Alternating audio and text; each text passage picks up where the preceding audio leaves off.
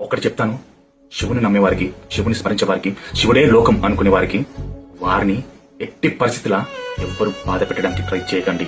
ఎందుకంటే వాళ్ళకి పరమేశ్వరుడు మాత్రమే అన్ని అని కొలుస్తారు. నా ధైర్యం, నా బలం, నా శక్తి, నా బలహీనత అన్ని నా తండ్రి ఈశ్వరుడే అని కొలిచి బతుకుతారు వాళ్ళు. అలాంటి వాళ్ళని ఎట్టి పరిస్థితుల్లో బాధ పెట్టకండి. ఎందుకంటే శివుణ్ణి నమ్ముకున్న వారితో శివుడు ఖచ్చితంగా ఉంటాడు.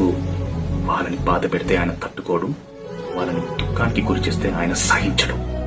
ఎందుకంటే శివుణ్ణి నమ్ముకొని మాత్రమే బ్రతుకుతున్నాడు వాడు. ఒట్టడు కష్టాల్లో బ్రతుకుతున్నాడు, ఒట్టడు బాధలో బ్రతుకుతున్నాడు, ఎన్నో భరిస్తూ నిలబడుతున్నాడు, ఎన్నో తట్టుకుంటూ, జీవితం ముళ్ళ చిక్కులా ఉన్నా కూడా తట్టుకుంటూ ఈశ్వరా నువ్వే నాకు దిక్కు మొక్కు అని తలుచుకుంటూ బ్రతుకుతున్నాడు. అలాంటి వారికి నువ్వు సాయం చేయకున్నా పర్లేదు, కానీ బాధ మాత్రం పెట్టకు. గుర్తు పెట్టుకో, నువ్వే సాయించాడు శంకరుడు. ఎందుకంటే ప్రతి ఒక్క భక్తుడి జీవితంలో పరమేశ్వరుడు నిలుచుంటాడు.